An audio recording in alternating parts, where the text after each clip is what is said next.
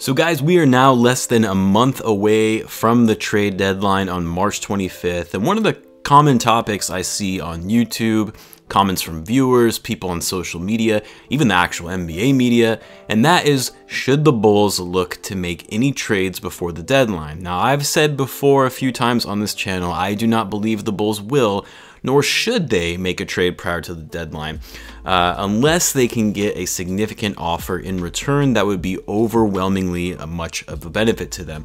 All of that being said, there is one player on this Bulls roster where I think it would potentially make sense to make a trade for. And no, it's not Markkanen, it's not Wendell Carter Jr., not Kobe White, it's definitely not Zach LaVine. And although there is speculation that the Bulls' most practical trade piece that could net a decent return is Thaddeus Young, it's not him either.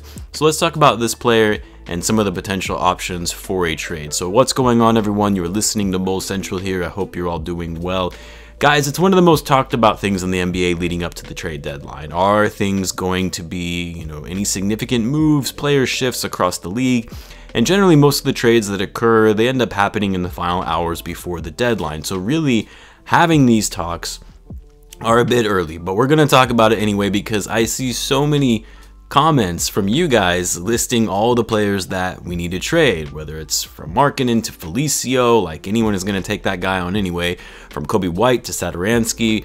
But the one player on this team where it honestly makes the most sense for the Bulls to look for a trade is Otto Porter Jr. Now, it's unfortunate because Otto actually played really well to start the season, and one of my bold predictions prior to the season was that Otto was going to have a great year, averaging over 16 points per game. Again, it was a bold prediction, not like I actually felt that was going to happen, but I also would not have been surprised if it did. And that's because I figured Otto, playing in a contract year, he's essentially been known as the guy who's way overpaid in the league. He was going to want to have a chance to show not only his value to the league to snag another big contract, but also that he has some trade value in potentially getting moved to a contender on an expiring deal and getting more exposure on the national scene. Well, of course, Otto gets injured yet again, which has really just been the story of his career the past couple of seasons. And while his trade value might have been decent to start this season, it's all but been reduced to nothing now. But the fact of the matter is, Otto is not going to be on this Bulls team next season. His contract will be coming off the books, and he will be a free agent for any team to pick up.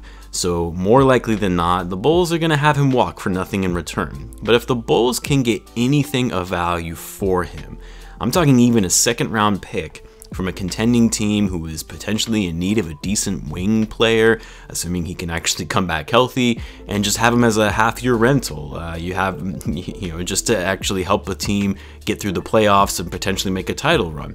If that ends up being the case and you're the Bulls, yeah, you jump on that, because at the end of the day, Otto isn't going to move the needle for the Bulls, especially since he's been sitting on the sideline for most of the season. And again, he's not part of the Bulls' long-term plan, so even a second-round pick is better than nothing and having him walk in free agency. Or, let's say, even a younger player who has just really been struggling but may still have some potential in a new environment.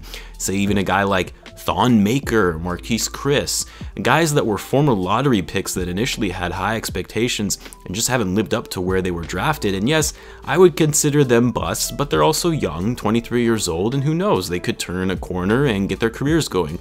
I'd say it's unlikely, but if you're going to lose Otto anyway, and some team is willing to give you a younger player, a big man at that, I'm kind of in the camp of why not. The worst that happens is they don't pan out and you don't sign them. Both of those players are actually on expiring deals, so you just don't sign them to an extension.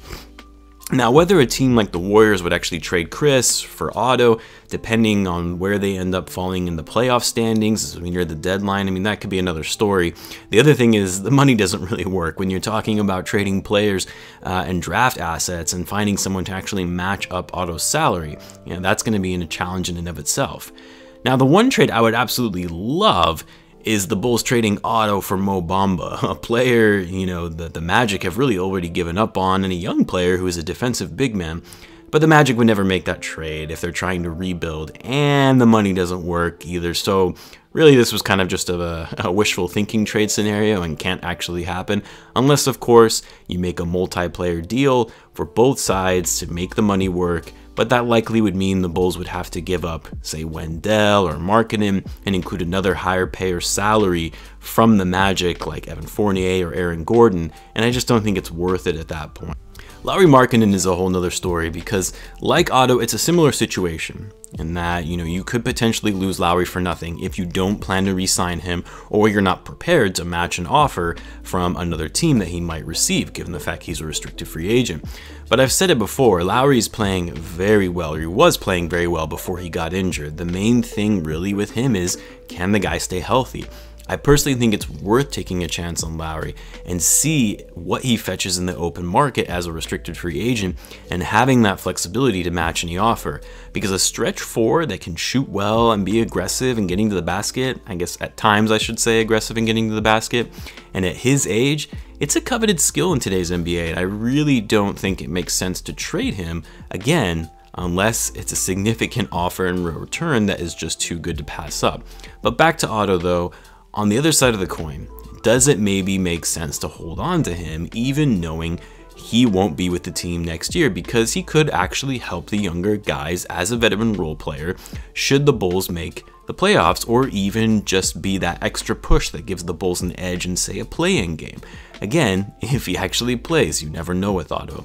What do you guys think though? Is it worth holding on to Otto since we likely won't get much for him via a trade? Just have him ride out this season and help the Bulls make a playoff push? Or do you try and get even the smallest amount of assets for him in return since he's not part of the Bulls' future? I'm honestly not really sure on this one. I kind of go back and forth and what makes the most sense, but I think at the end of the day, the Bulls likely aren't going to find a trade option for him, even if they wanted to actually move Otto, because it'll be a challenge matching up salaries in a player trade. And for draft picks, I honestly don't think a team is even going to want to trade a second-round pick for him, just given how injury prone he is.